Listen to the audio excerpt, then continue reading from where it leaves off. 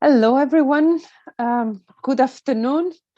And let me welcome you to this closing session of the EMNES 2021 conference.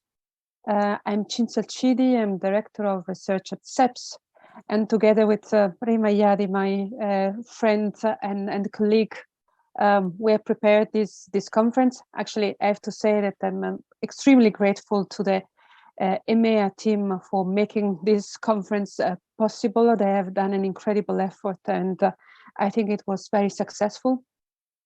So we come at the end of 2 days with 2 keynote speeches, very interesting, a presentation of 14 very good papers.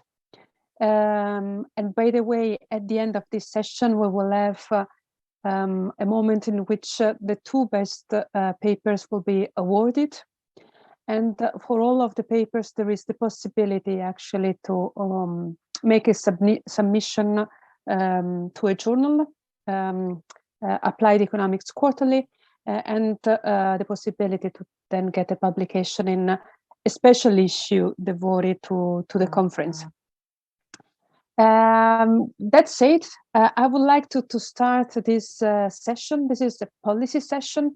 So in a sense, we are going to switch to a bit different tone, if you allow me, and also a bit of a different topic. The topic of this session is climate. And we would like to have a discussion on the green transition in the Mediterranean and Africa, and look at what opportunities and challenges we can see after the Glasgow Climate Pact. Indeed, only a few weeks ago, the COP26 meetings in Glasgow ended it. The assessment, the overall assessment of the COP26, if you want, is quite mild. And not everyone is really very happy. And in fact, there are a bit 2 sides. So there is a pact, and there is a commitment in reducing carbon emissions. So in this sense, something positive happened. However, the meeting basically didn't reach the objective which were initially set, and in particular because of the opposition of China and India, full commitment to basically limit the increase in temperature to 1.5 degrees was not reached.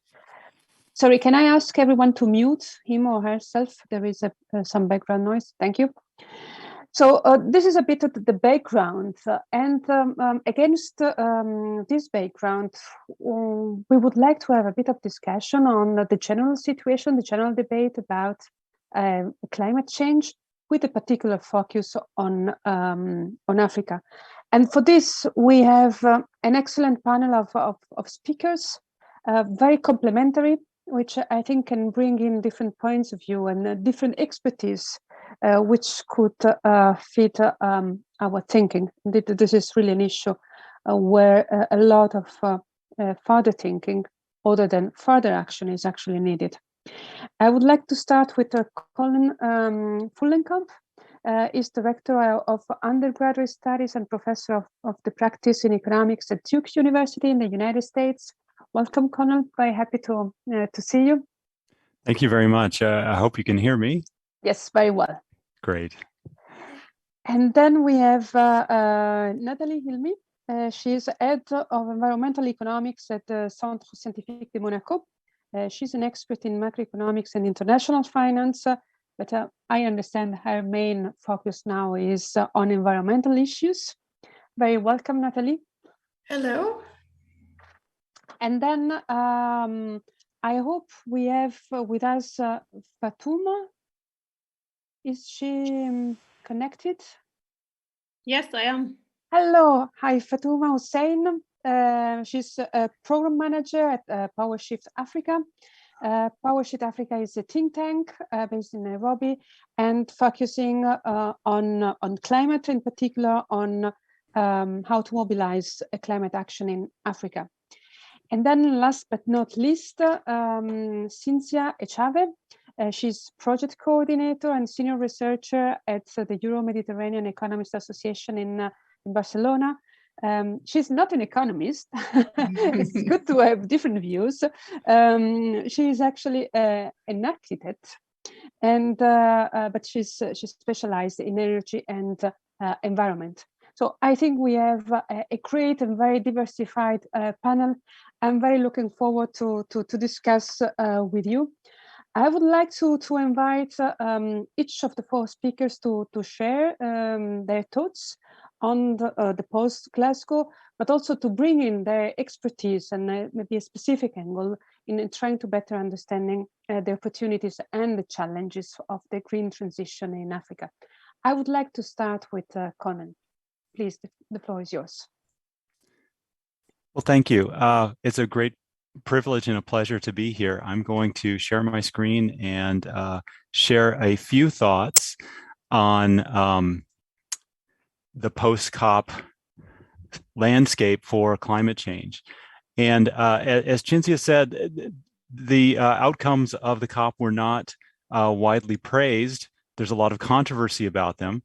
And that's why I wanted to start my comments by saying that there are reasons for what I call coptimism on the climate, that despite the lack of strong action coming out of the COP, there were nonetheless some very significant developments, I think, if you look at what the participants were talking about and what some of the sentiments were that were coming out of the COP. And I'm going to spend a little bit of time talking about those reasons.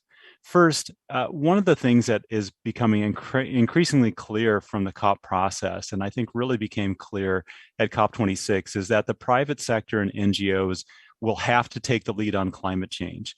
The lack of government leadership, I think, has disappointed a lot of people.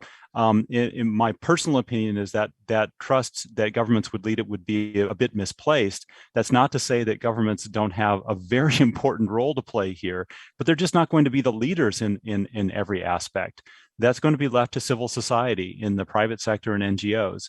And so I think there's a growing sense that the private sector is realizing that they have to take that leadership role. And that leads into my second point, which is that there's actually evidence that they're taking that role seriously now. And I think this is a very positive development for the fight against climate change. If we look at the surge in interest in ESG, so-called ESG investing, environmental, social, and governance investing, companies are taking that seriously. There's a lot of money behind this ESG investing, and companies are realizing that they need to listen to these investors. In addition, we've seen company after company start to talk about carbon reduction commitments. Now, again, these can just be idle talk, they can be window dressing, they can be greenwashing. But if there's serious public scrutiny, if there's serious financial commitments behind this, then this is reason for optimism. I think so far we've seen that there really is a serious amount of scrutiny taking place, that people are not letting companies get off easy, and the private sector is really starting to take this very seriously. So not only is the private sector needing to step into that leadership role, they're actually indicating they are stepping into that leadership role. One of the things that governments can do, of course, is continue to support that, facilitate that through things like helping to set standards, helping to increase the transparency and ensure that when private sector makes claims that they follow through on them. So I think those are two complementary developments that are reasons for optimism coming out of the COP. Finally, one of the other things that came out that's especially of interest to my co-authors and me, given our economic and research interests, was that in COP26, we see a full acknowledgement that nature is really an ally in combating climate change and not just a victim of that. This is an extension of what happened at COP25 over a year ago, when people talked about the ocean a lot and how the ocean had been thought of as a victim of climate change, and that's certainly the case, but the ocean is actually also an ally, a source of help in the fight against climate change. And one of the things that comes out of COP26 was that this discussion was broadened to all of nature. And I think that's a very exciting development, because when we're facing a challenge that is as pervasive and huge as climate change, we need to collect all the resources we can. We can't neglect anything, and nature is one of these very important resources. So I think these are some really good reasons to be optimistic coming out of the COP that we're really actually making progress, even though it's not necessarily in the form of governmental commitments. We're seeing civil society start to really become serious about this. And I think that gives us more hope that we can actually achieve some of our climate change goals.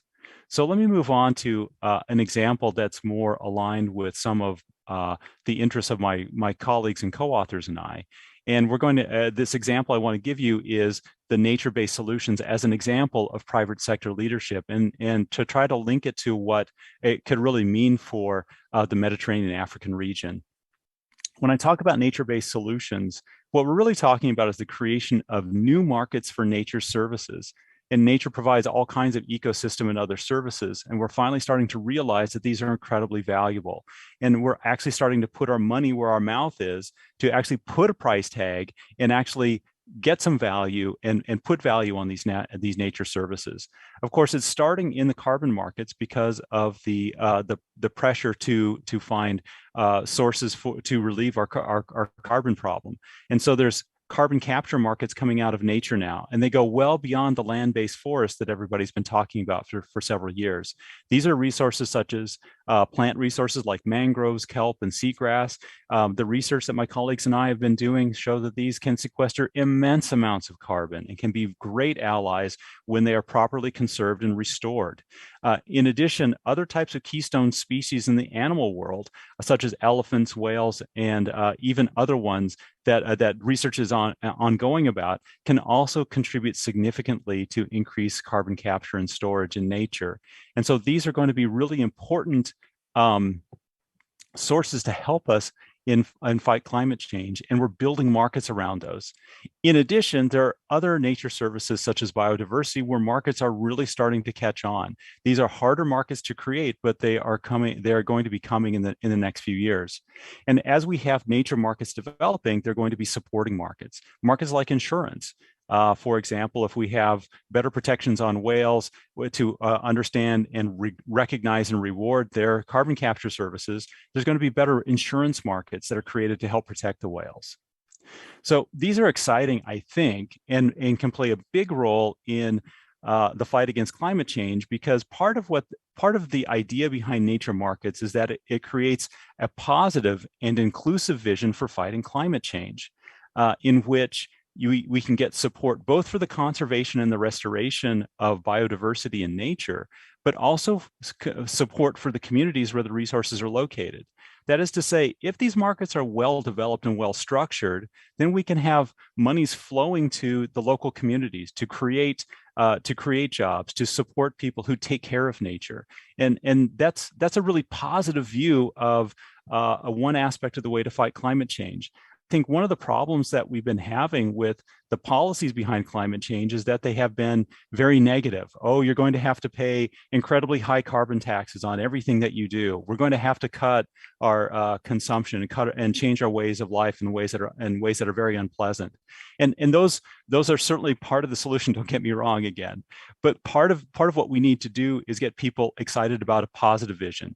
Yes, we can fight climate change. We can do it in a way that is going to be beneficial to people, especially people at the lowest end of the income distribution. We can fight climate change in a way that's actually going to create jobs and make a better future for many, many people. And I think it's an incredibly important part of what we need to do to fight climate change, particularly in this region where you have such a young population that needs to have a better outlook for the future, that needs to have promises, a promise that life is going to be better. There is going to be a place for me. There is going to be a job for me.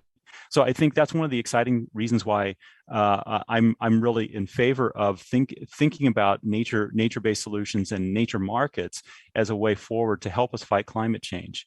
And indeed, and I'll wrap it up after this, I think that the Mediterranean region and Africa can be a centerpiece, a showcase for nature-based solutions. Certainly the Mediterranean Sea itself is in need of conservation restoration that can actually contribute significantly to the carbon capture and storage and help fight the climate change problem. Again, is this a complete solution? Absolutely not. But I think it is an important part of the solution. And moreover, it's an important part of helping us have a positive and optimistic view of the future that I think will get more people behind the fight against climate change. Thanks very much. Those are my comments. Many thanks for this interesting and novel view on how actually to fight climate change. I would like to move now to Nathalie. Nathalie, please, the floor is yours.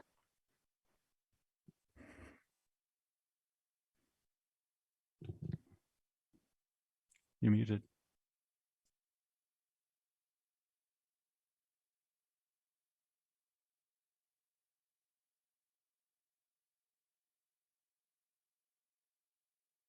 Nathalie, we can't hear you. I think you are on mute.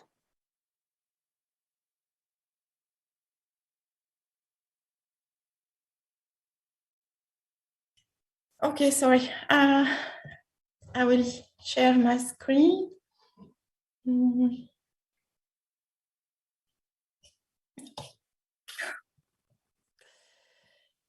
Sorry, I have to find now.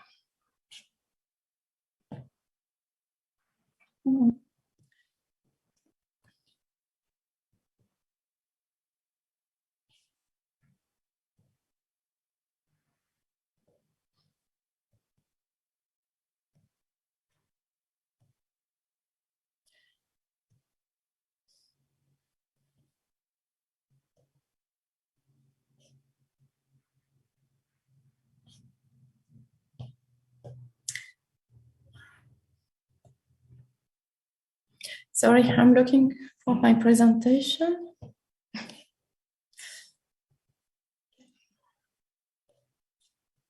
Nathalie, do you want me to no, sorry. Yeah, I thought you were going to share it, so this is why it was not open. Can you see it now? I don't know. Can you see my presentation?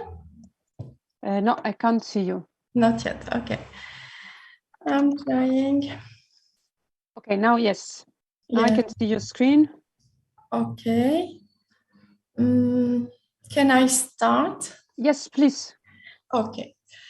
So thank you for inviting me, and I will present the key messages from the first Mediterranean assessment report by the MEDEC, in which I was lead author. Oh, now I don't know why it's not, okay. Okay, now it's better. Okay. MEDEC is an expert network on climate and environmental changes in the Mediterranean basin.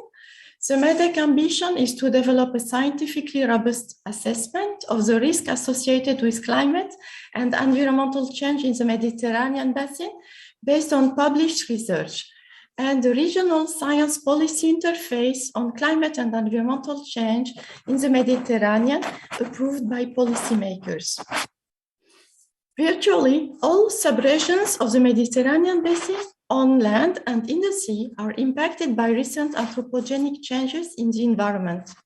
Main drivers of change include climate change, temperature, rainfall, extreme events, sea level rise, and acidification, but also pollution, unsustainable land sea use, and alien invasive species. In most areas, both natural ecosystems and human livelihood are affected. Impacts are highly likely to be exacerbated in coming decades, especially if global warming exceeds 1.5 or 2 degrees Celsius above the pre-industrial level. Significantly, enhanced efforts are needed for mitigation and adaptation in the region.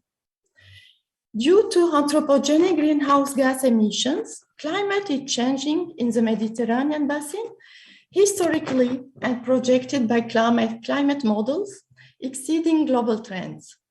Today, annual mean temperature on land and sea in the Mediterranean basin are 1.5 degrees Celsius higher than in pre-industrial times.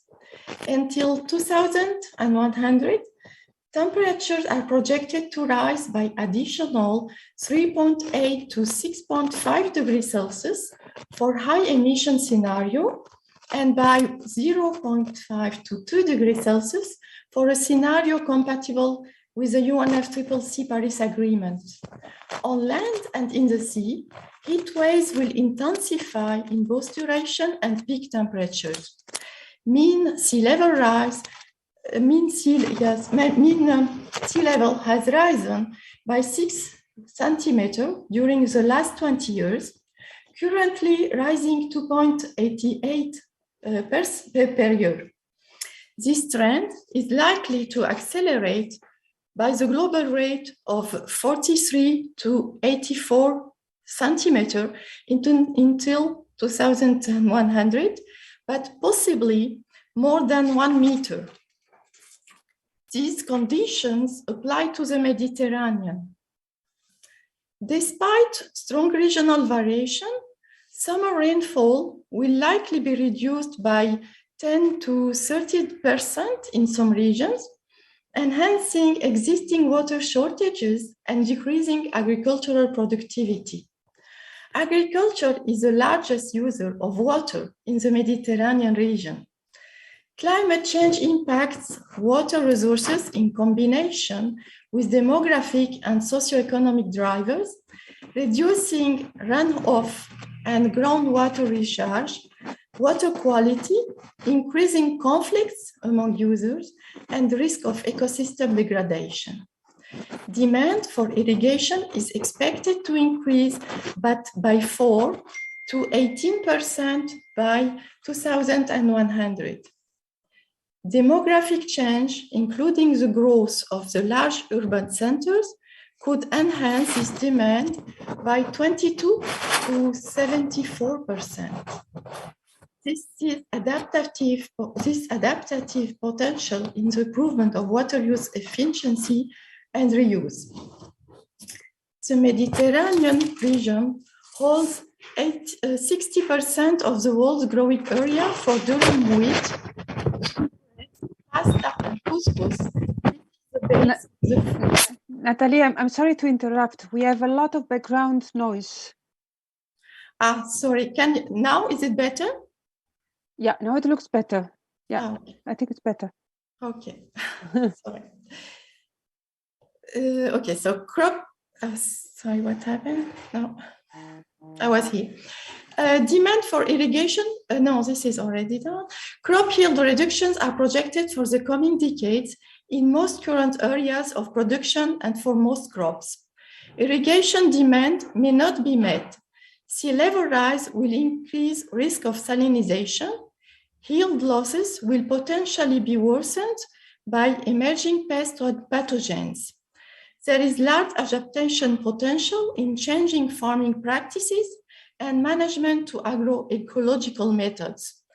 The agroecology transition also has important potential for climate change mitigation through increased carbon storage in soils.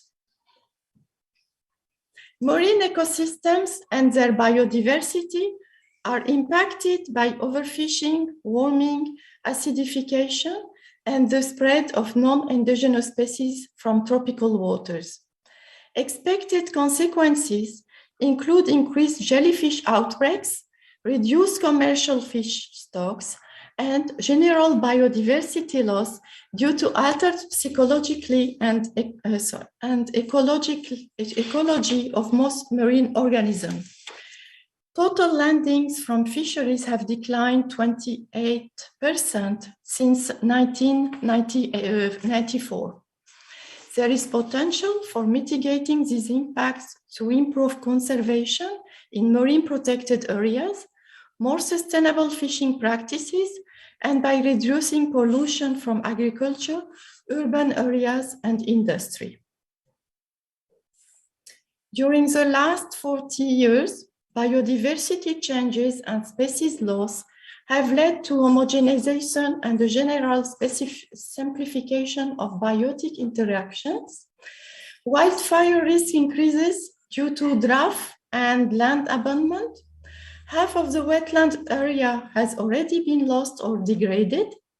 This trend is expected to continue to warming and sea level rise. Increase of dryland area and areas burnt during wildfire are expected. Human health is already impacted by high temperatures and pollution. The combined impact of expected environmental change increase risks for human health from heat waves and food shortages. Risk concern vector-based respiratory and cardiovascular diseases. Risk particularly impact disfavored populations, including the elderly, young children, and people with low income.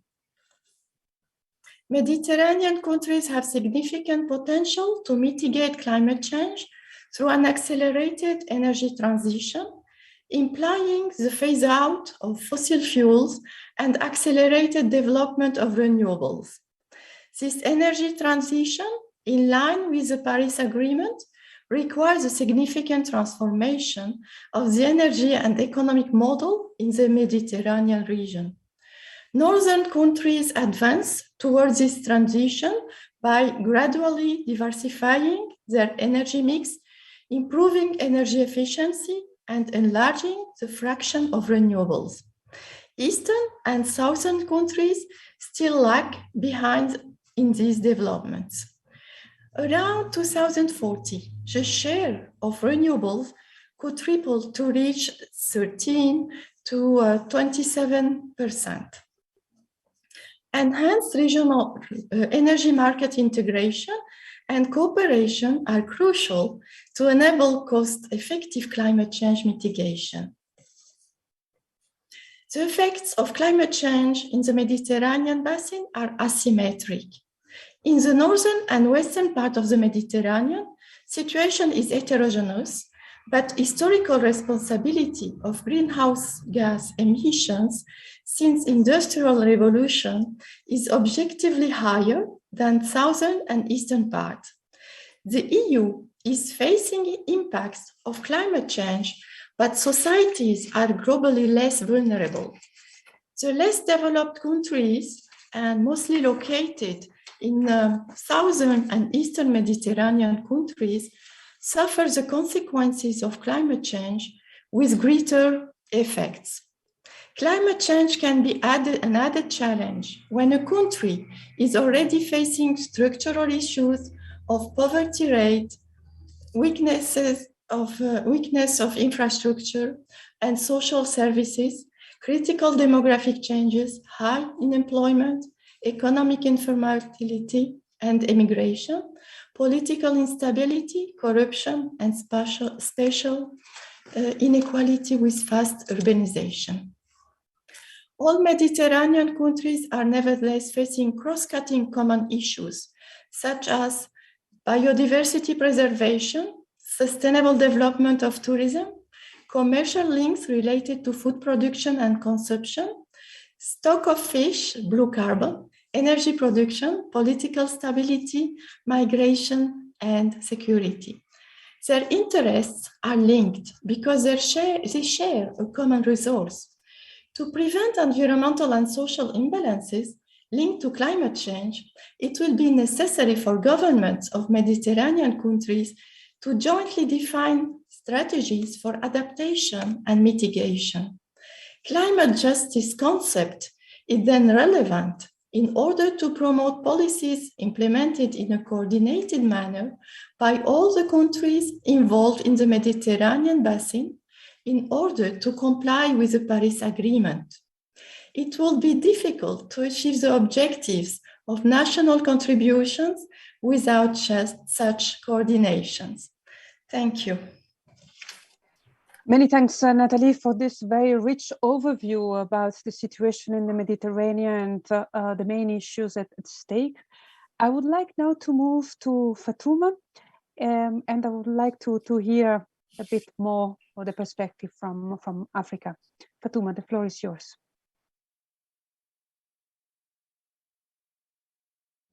Thank you very much, Madam, and thank you also to the organizers for organizing this timely conversation and for inviting PowerShift Africa into this discussion. As you said, I work in the PowerShift Africa team, and we lead Africa in mobilizing climate action and the shift in energy and climate policies towards zero carbon.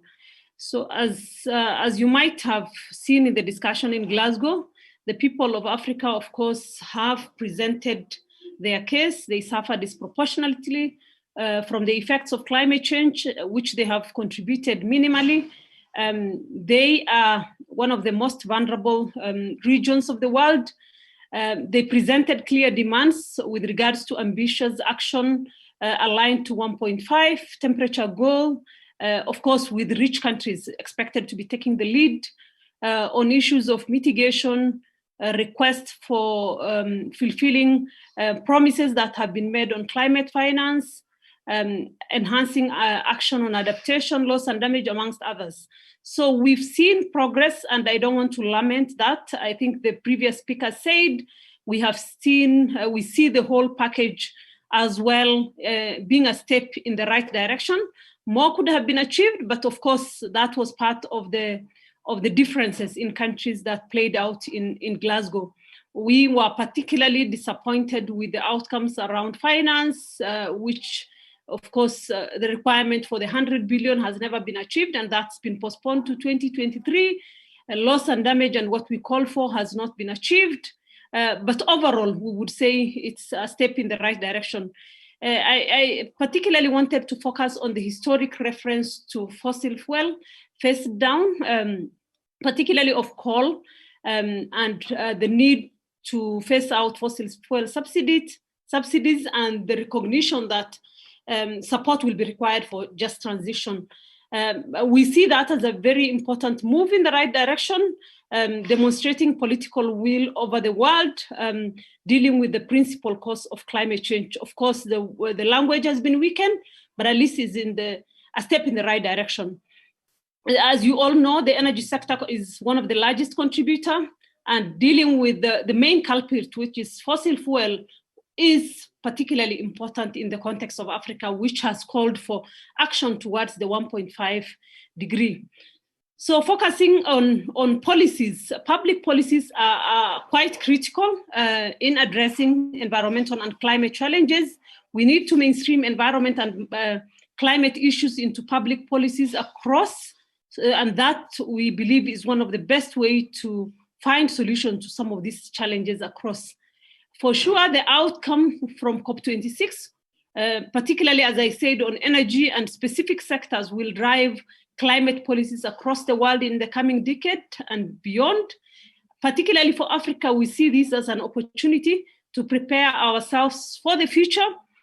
The future, as we see it, is transitioning away from fossil fuels and investing in renewables and climate resilient development moving forward.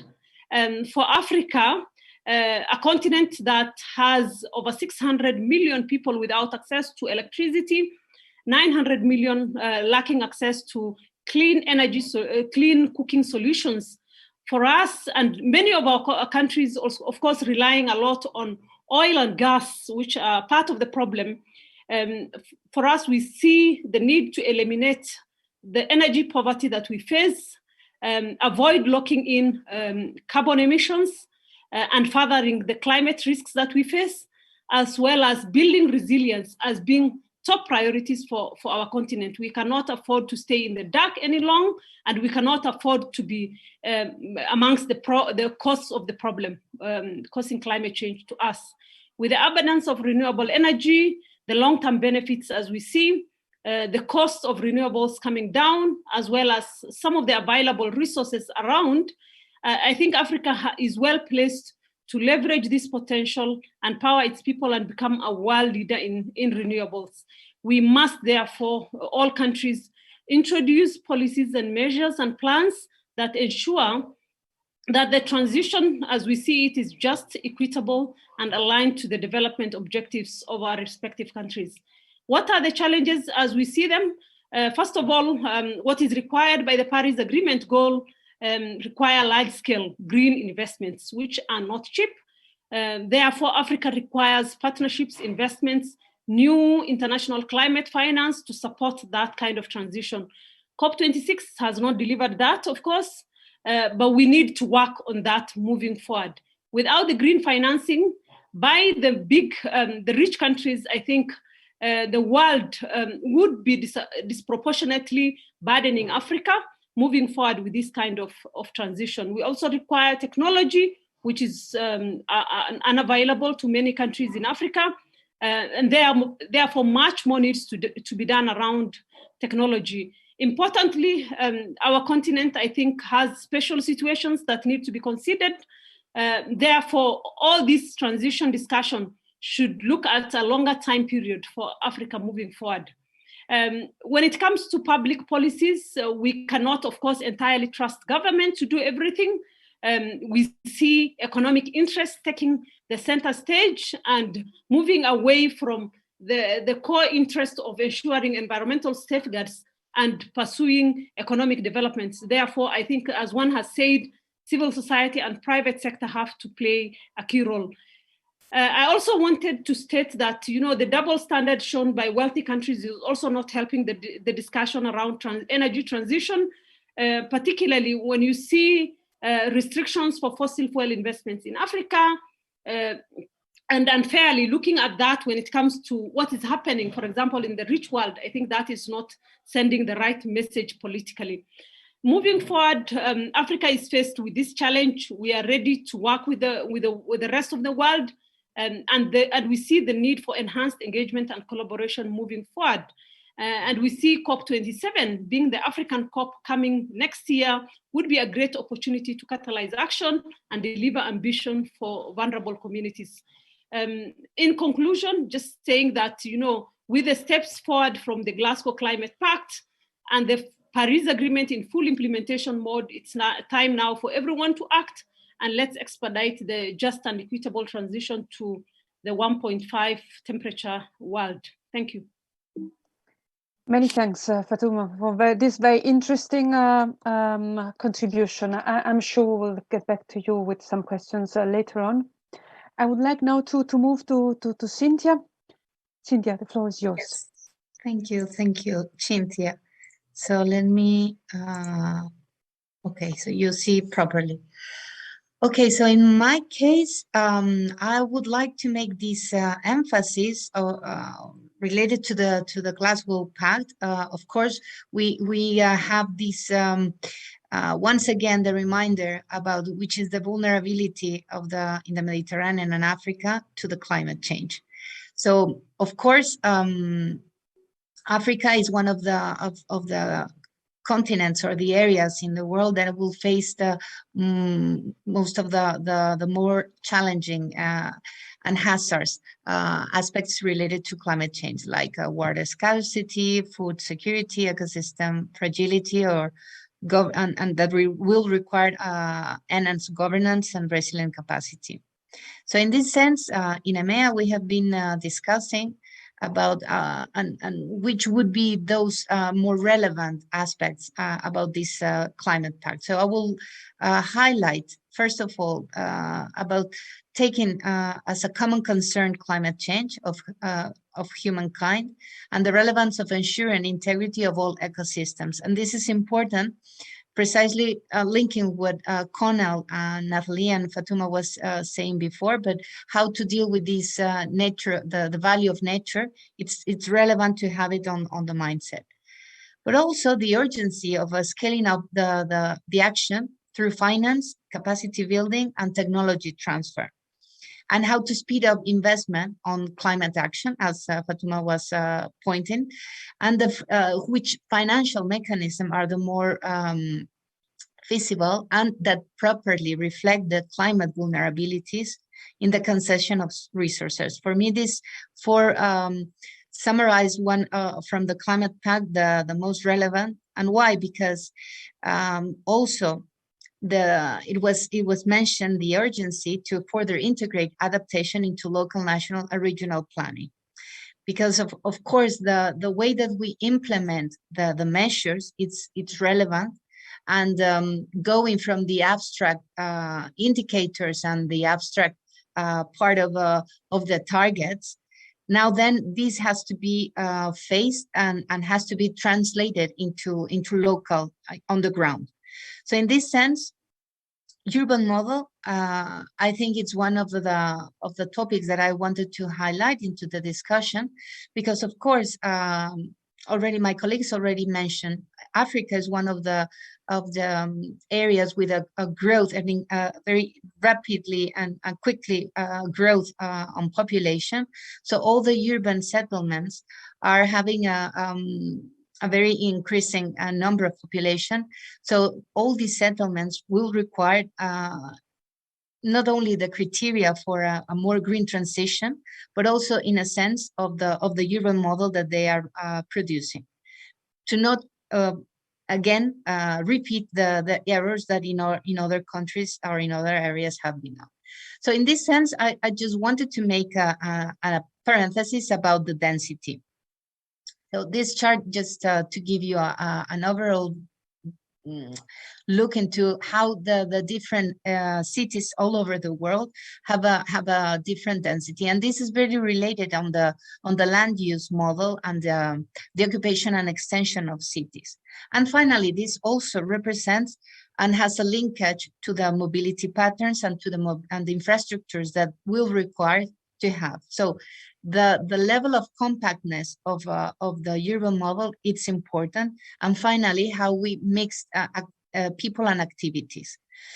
So what happens in African context? Just to compare a few of the most populated cities like Lagos, Nairobi, or Johannesburg, you can see if we compare it like with Delhi, actually Lagos, it's a more dense area, or comparison with New York or Los Angeles. So it's important to have why? Because in the way of going again to the ground and establishing which are the best practices or the way to address, for example, like Connel was pointing, the natural-based solutions, it's important to understand the different concerns that the size and the scale will represent. So, and of course, all the infrastructure that this will require. Fatuma was pointing, it's not cheap, no, but because there are important investment involved, and it requires also the link to the planning, having the proper space for the mobility networks, for the energy, renewable energy supply, and also for the water treatment. There are big infrastructures that they have to be well designed and well planned, and not in a short term, but also in a long term period.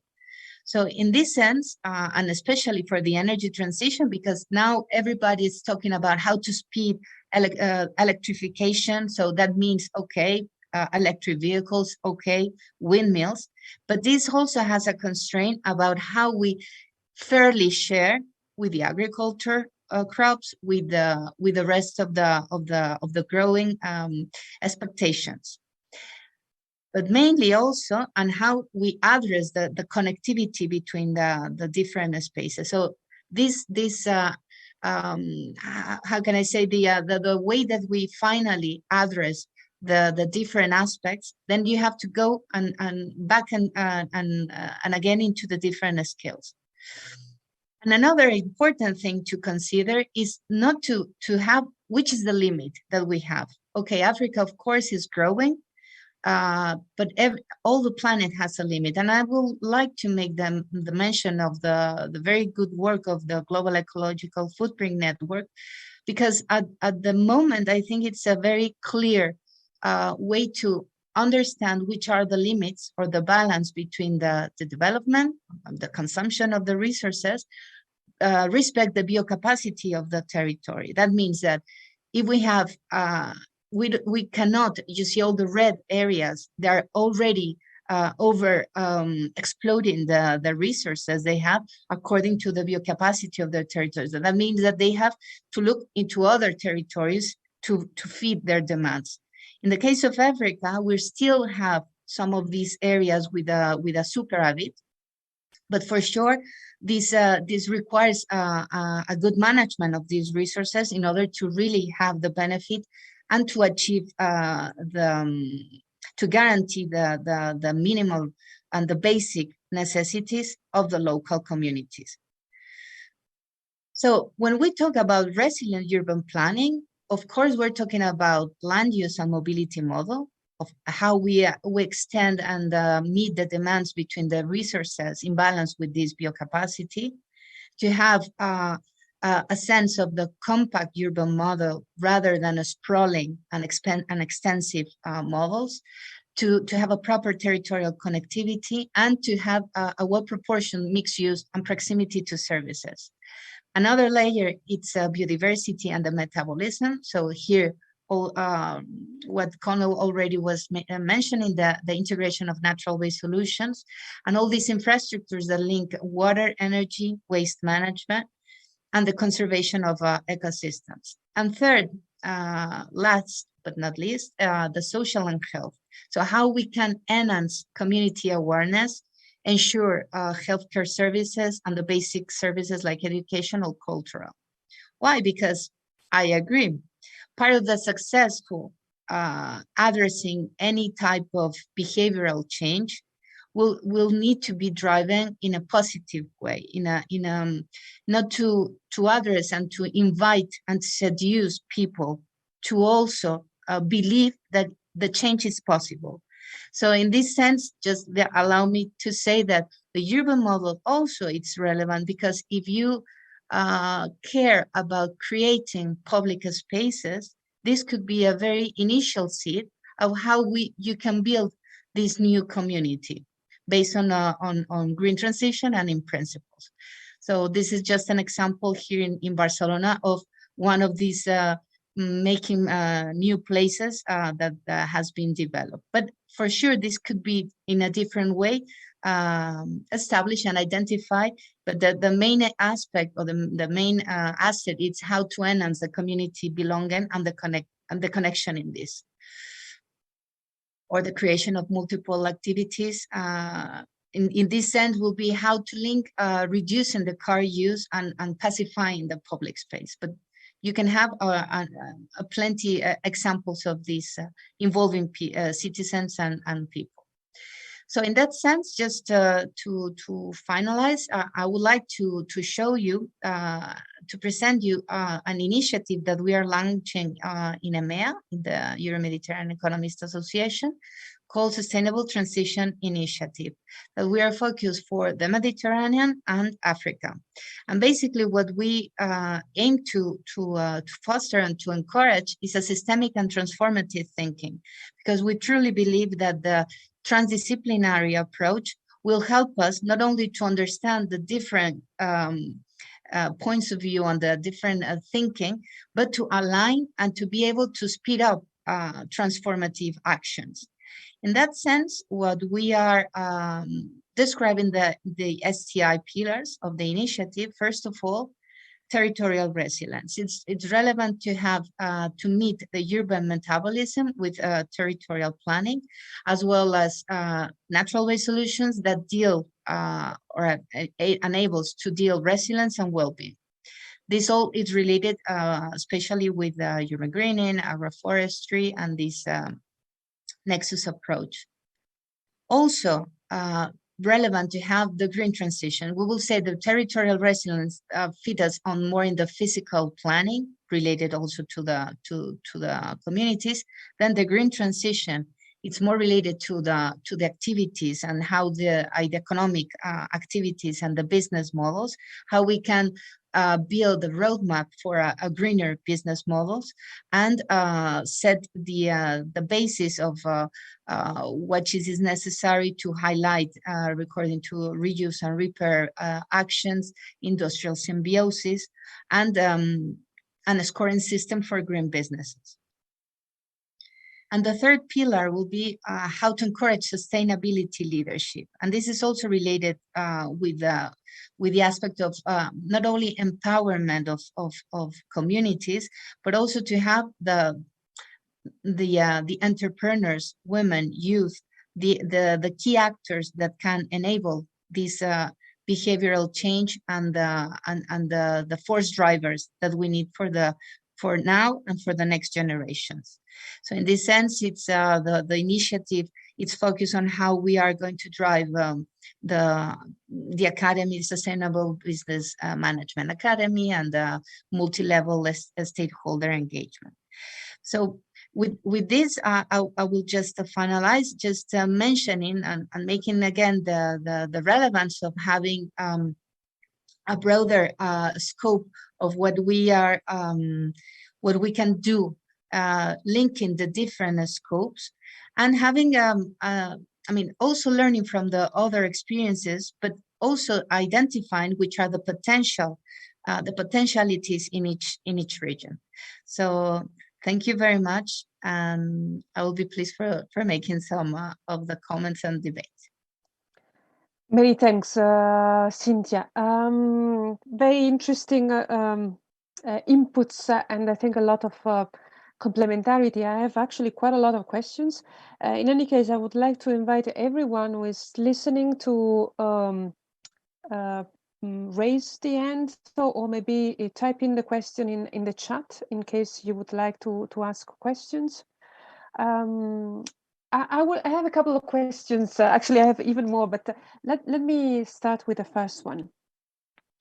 My main focus is the EU, and the whole debate about climate has reached levels which I have never seen, if I have to be honest, in the last 20 years.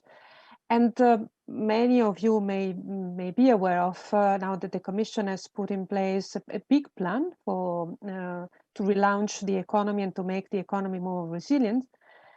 And this includes a substantial investment aiming at greening the economy. And here, for me, the question, a natural question, which actually goes back to what Connel said, but also what Fatuma said, is the role of the governments and the role of markets and private agents.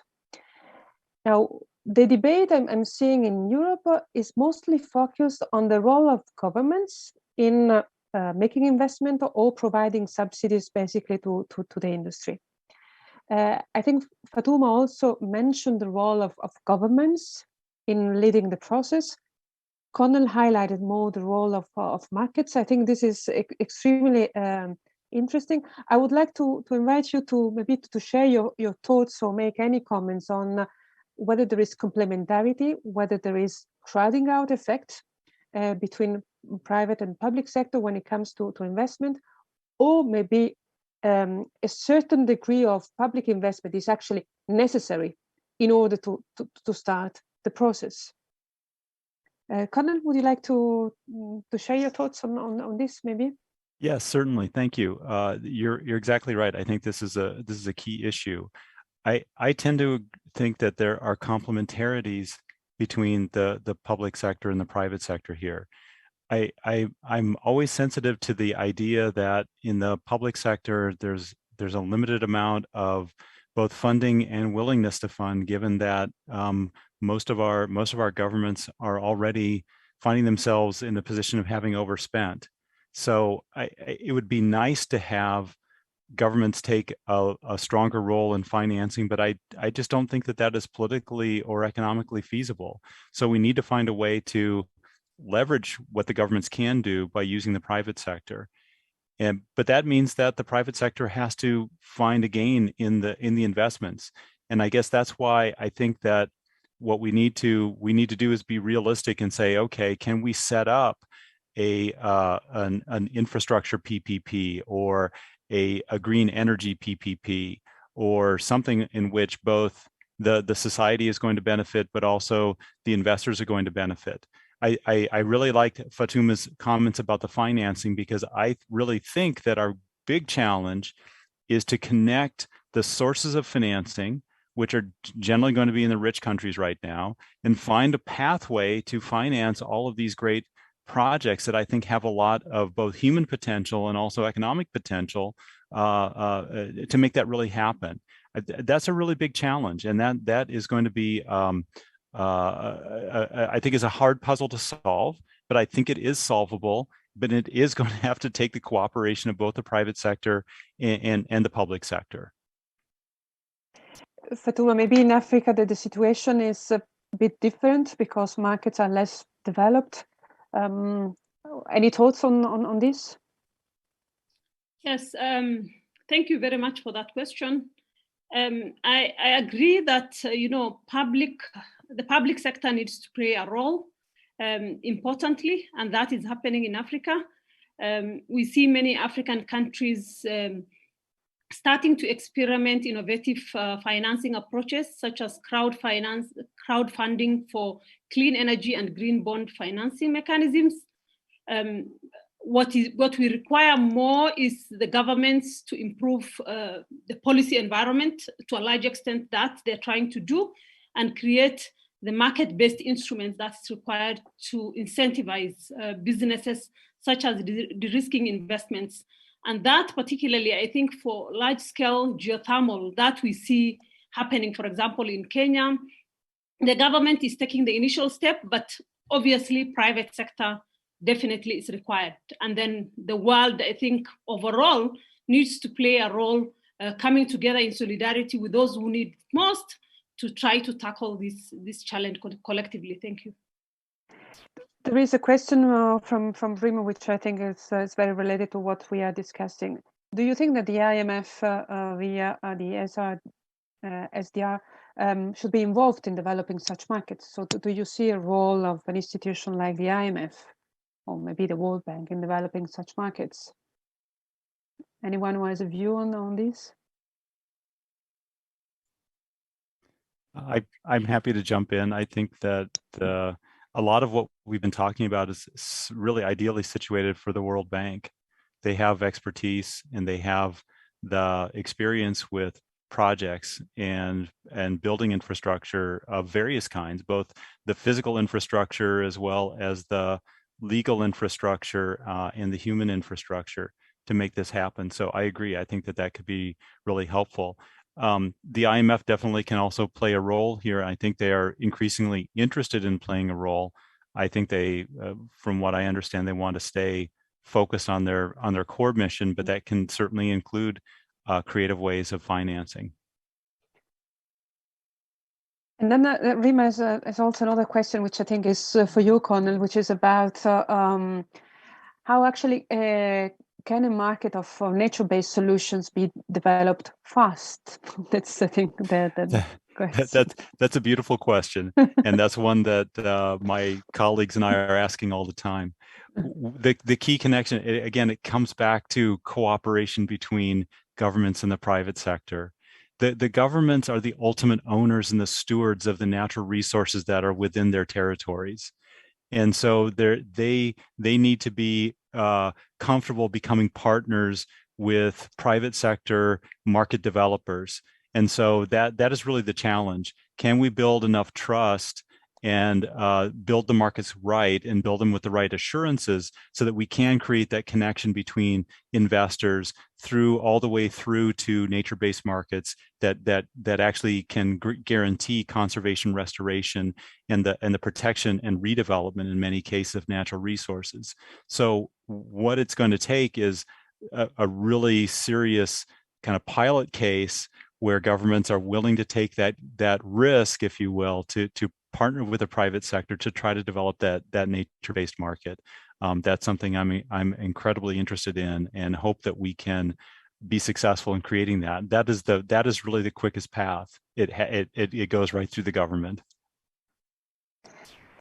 Another question from Rym, which I think can be extended also to Nathalie and Cynthia, because both of you mentioned resources and limits in resources. And then the question is, should there be a cap on natural resources extraction? Cynthia or Nathalie wants. Nathalie, please. Nathalie, if you want to start. Yes, I can start. At COP26, several commitments were made to reduce greenhouse gases. And in this regard, more than 100 states committed to reduce their methane emissions. This is what they call the Global Methane Pledge. And they decided to reduce it by 30% by 2030. I know it is not now, but it's at least a commitment.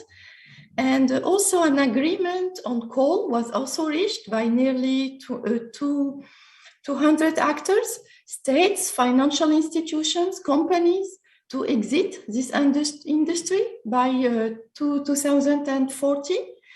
Regarding fossil fuels, The topic was for the first time explicitly raised in the climate talks in COP26, and the phase out of inefficiency fossil fuels is mentioned in the final decision. Now, if I go to the ocean, because this is where I work, the ocean continues to be an important source of fossil fuels.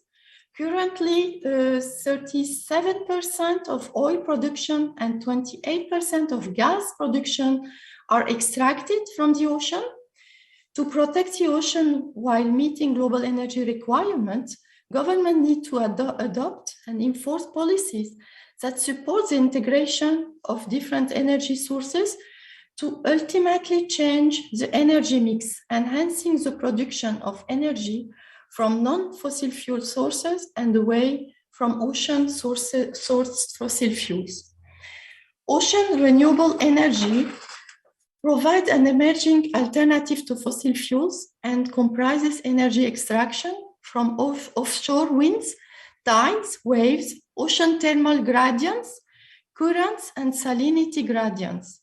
Other potential sources of marine renewable energy include algal biofuels. Thanks very much. Cynthia? Yes, I absolutely believe that a kind of limit to the use of resources should be identified. But of course, I will say more in the more close to the territorial development. So probably not in a national level, or you can gather and have a national final statistics, but the complexity of the territorial, like a water basin or the renewable energy sources that you can find, of course they can be shared. A percentage should be shared, but a percentage, a relevant percentage, should be also addressed into the more local population.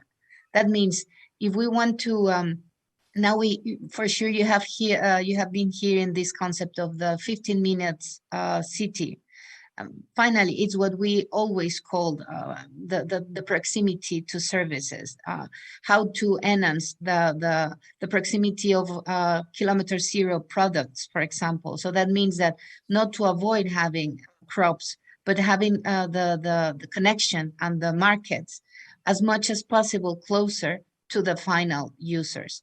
So that means for energy also, all this deployment of renewable energy communities help not to avoid the grid, but to lower the pressure of distributing in a long distance. This is my point.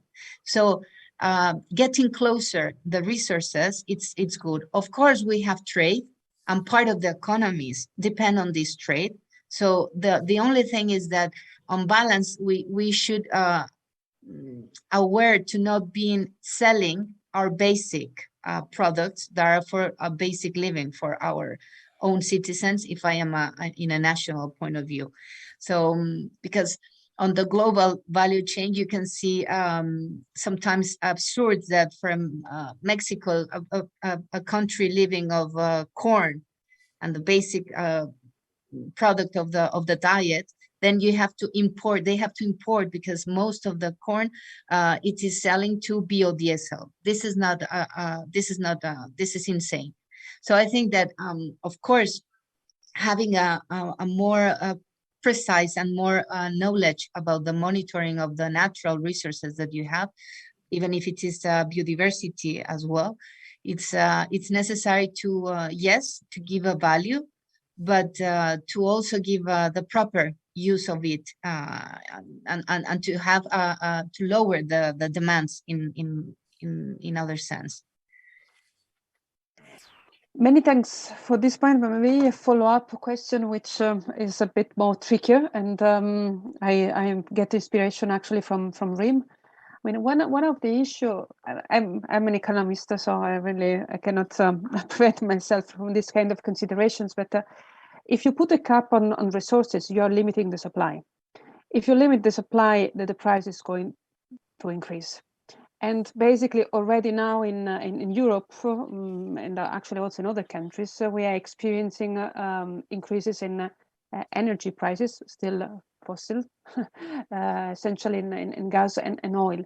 So how do we strike the balance in all this, which I think it's a fundamental trade-off when we discuss actually climate and energy related issues, short-term costs versus long-term benefits. Anyone would like to kick in this discussion? I think Connel. that the answer is one of the things we've been talking about among all four of us on the panel, which is really innovation, finding innovative ways and encouraging innovation that actually makes the alternatives much better, faster, cheaper than the fossil fuels.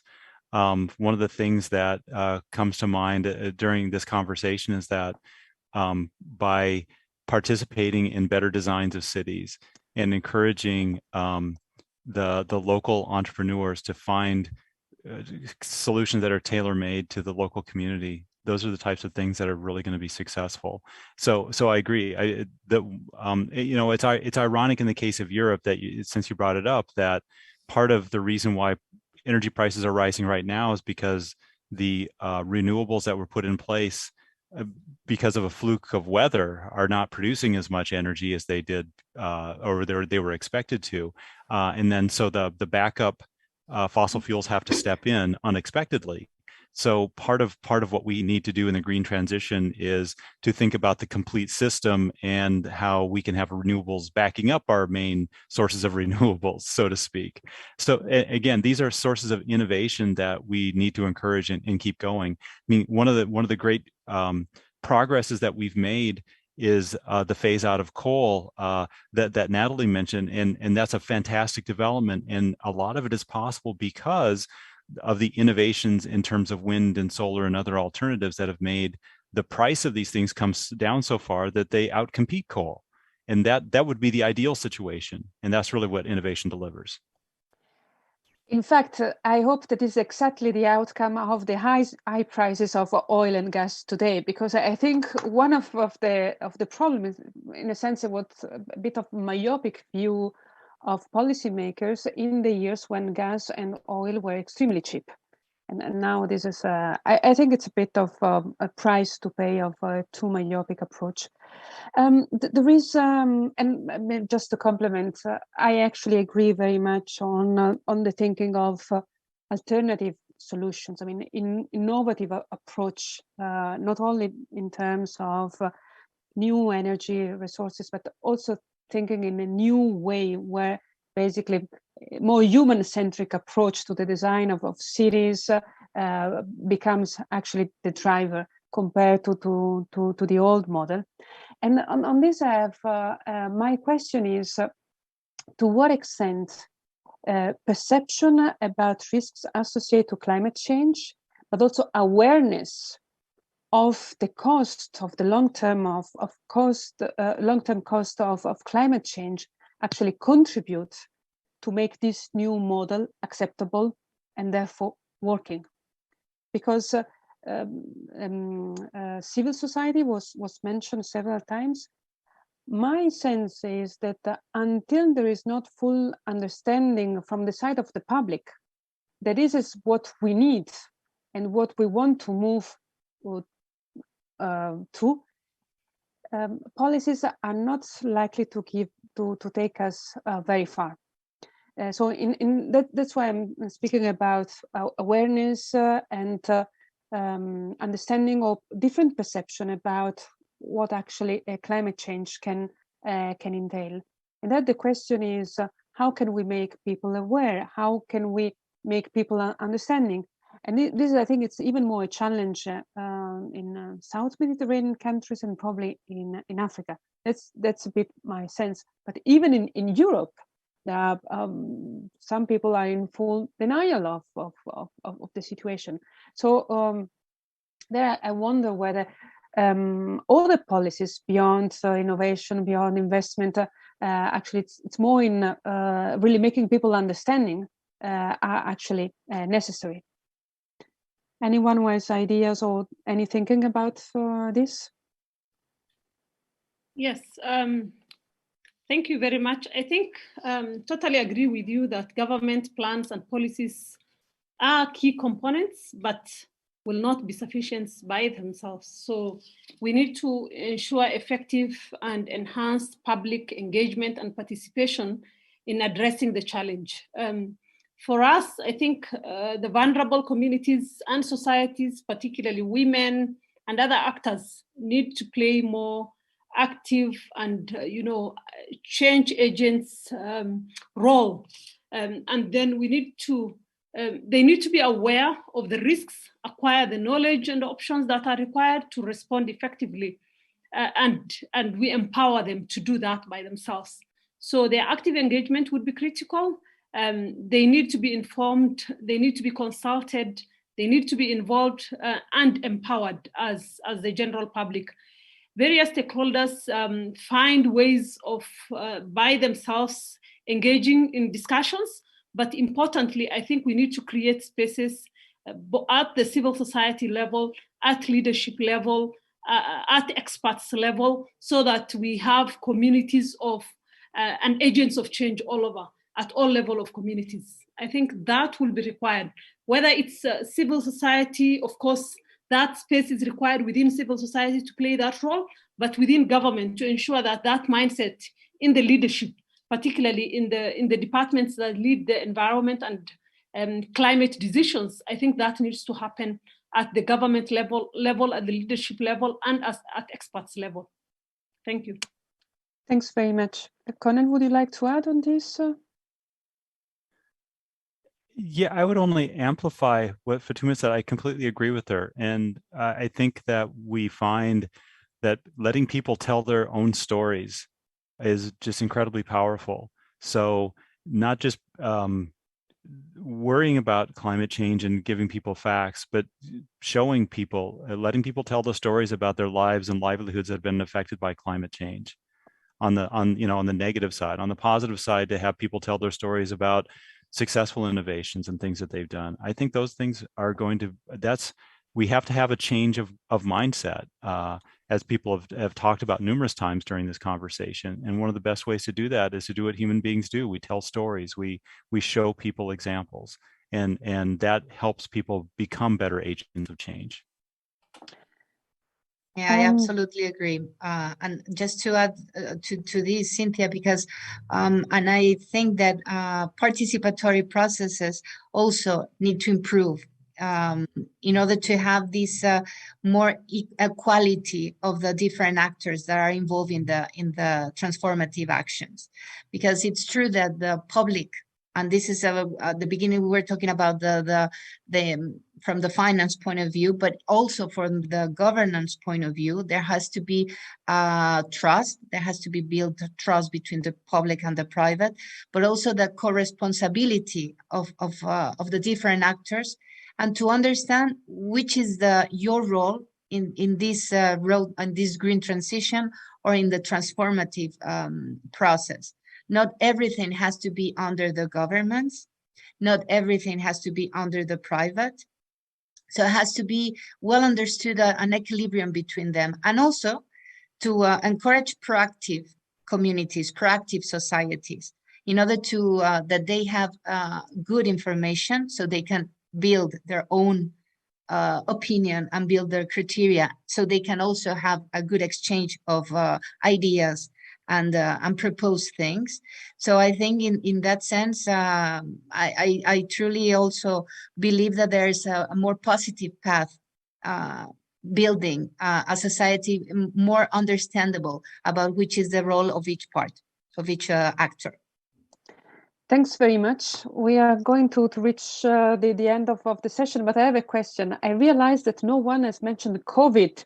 I can't believe having nobody spoke about COVID. So I think I will have to do it. And I have one question. Do you think the COVID crisis may have an effect, I don't know, either positive or negative, so amplifying a trend which is already ongoing, or maybe work as a break when it comes to climate change or fighting climate change? Any view on? Yeah, I think I did. Yes, I'm sorry if I step, but from the urban planning perspective, of course, have a huge impact on all those months that we were locked down. We realized the relevance of our own private spaces, how we live, how we share with our own families or our own closest persons. And then we also realized the relevance of the public and collective spaces.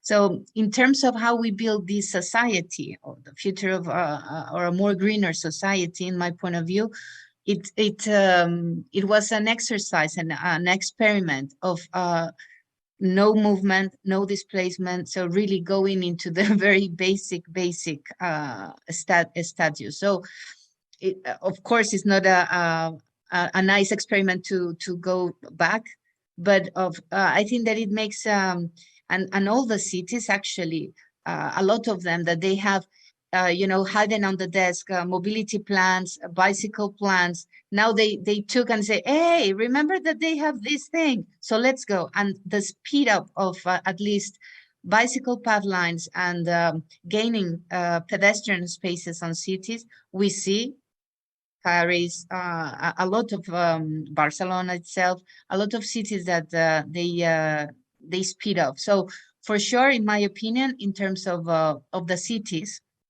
and the design and urban planning, it was relevant. Connel, maybe when it comes to markets, let's say the role of markets in supporting a certain change, or even your nature-based solution, do you think COVID may have an impact?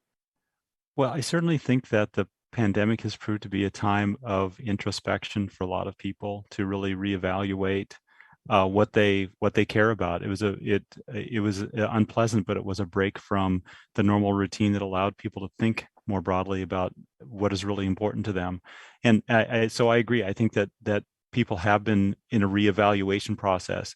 I think they're more open to thinking about different ways of going forward in the future. And I'm really hopeful that that includes thinking more deeply about climate change and what all of us can do. I think I really liked a lot of Cynthia's ideas that she expressed on this, and I really hope this is a beginning of a longer term trend. Fatuma, do you think there may be a change in priorities because COVID has brought in new ones? Of course, I think from the African perspective, it's brought different sets of challenges. And with that, I think African governments, we've seen many moving, reorienting their economic policies and having limited physical space and capacity to respond to climate change. We've seen a bit of reduction in renewable energy investments or projects in some LDC countries in Africa. But I think on the other side, presents a lot of opportunities as we try to build back better, ensure we have more green investments going forward, ambitious NDCs coming forth. I think those are opportunities, and considering that, the green transformation in Africa, for example, we're looking at provides a lot of other economic benefits, sustainable development benefits. And I think that should be brought forth to the discussion as well as we rebuild back better. Thank you. Thanks. Nathalie, maybe your comments on the Mediterranean. Yes. The Mediterranean region attracts 33% of total world tourists, making it the world's leading tourist destination. With COVID, this source of revenue may decrease. The governments will have to consider the changes due to COVID and the need to adapt development pathways, including climate targets, and be nature-friendly if they want to protect planetary health and human well-being. Taking action now gives more chance to survive and thrive. Thank you. Many thanks. I think we have reached really the end. I would like to thank you all. This discussion has been extremely informative and very pleasant. I think we managed to range from mobility plans in cities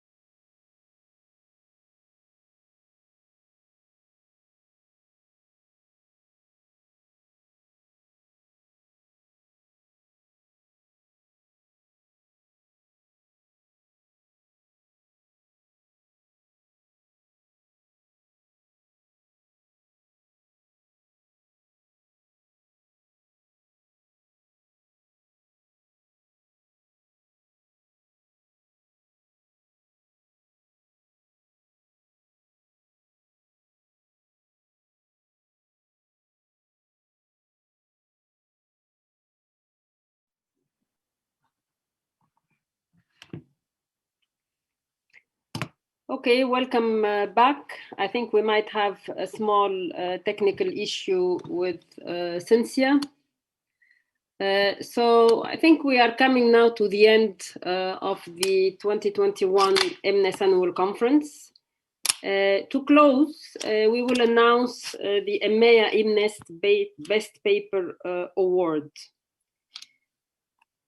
So the co-chairs selected 5 papers from the 14 papers that have been presented during these 2 days.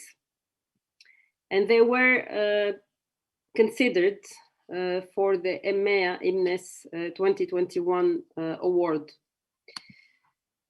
So the award is provided for the best papers that make the highest contribution to economic analysis and policy relevance in the Mediterranean and Africa for the post-COVID-19 recovery.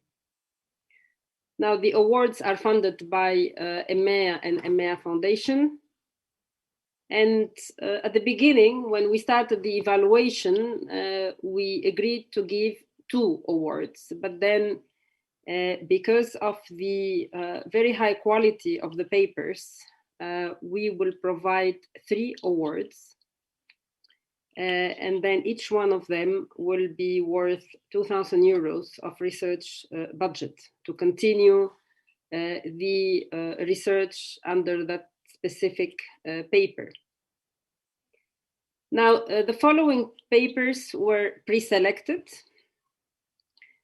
So it's one paper on the contribution about COVID, ESG, and stock market, which was presented yesterday.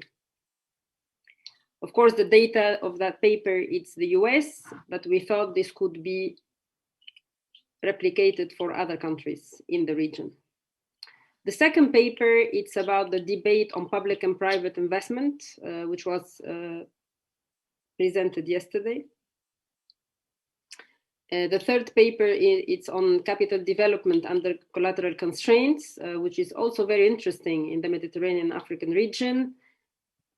This was presented today. The fourth paper, it's on human development and decentralization, was also presented today. And the last paper, it's on cooperative inclusion and survival of companies during COVID-19, which was presented today.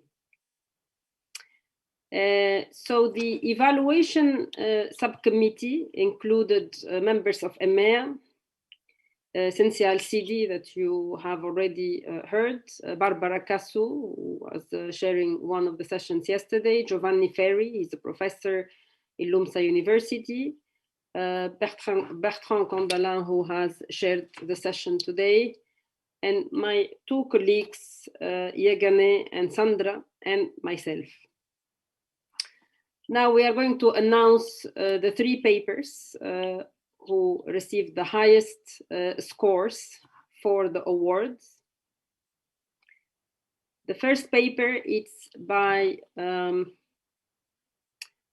Ronald Miranda Lescano, Leonel Muinello Gallo, and Oriol Roca Sagales on human development and decentralization, the importance of public health expenditures.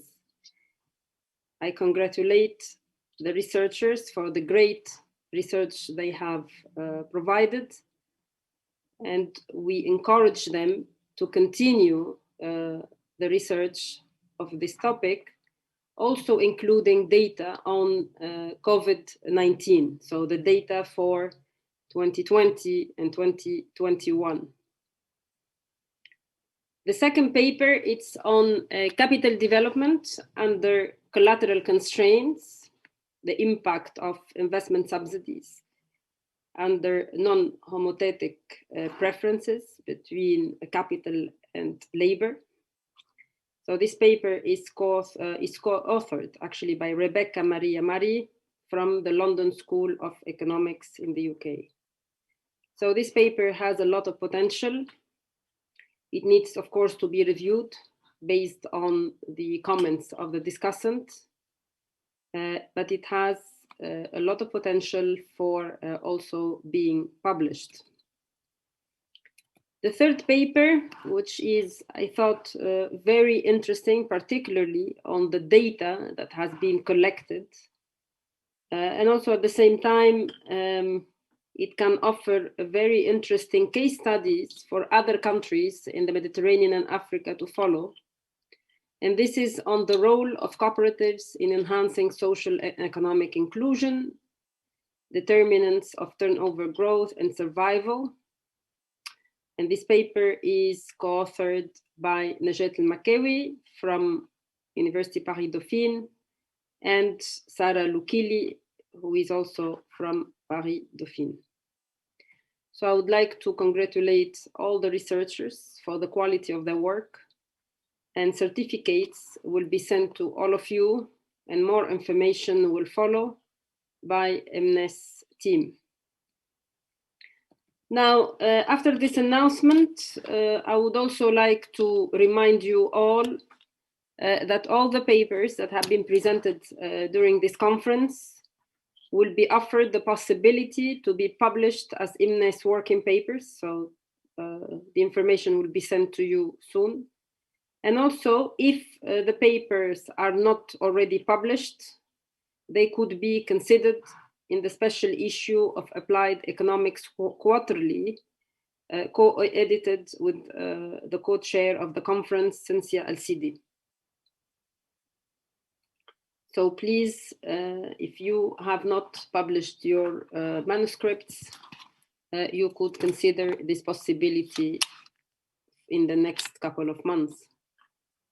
Finally, I would like to thank the scientific committee of the conference, the chairs, the presenters, the discussants, and all EMNES, EMEA, and also the logistical team to set for the great organization of the 2021 EMNES Annual Conference. And then hopefully in 2022, we will see you face to face. And then I wish you all Merry Christmas and Happy New Year, and wish you all stay safe, and I'll see you all next year. Thank you all. Thank you very much also from my side, and goodbye everyone, and see you.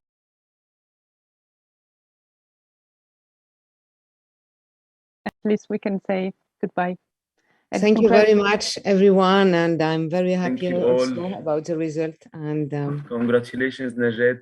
Yeah, congratulations. Congratulations to all of you, because it's our work. And Ronald, congratulations. Yeah, Rebecca, Ronald, and Najat. Thank you very much. Thank you. I'll follow up with you for the award. Let's hope all will be together in the next one. Yes. Or in CEPS there. Bye. Sure. Bye. Goodbye. Bye. Thank you so much. Thank you, everyone. Merry Christmas, everybody. Thank you. Happy holidays. Bye. Merry Christmas. Bye. Bye.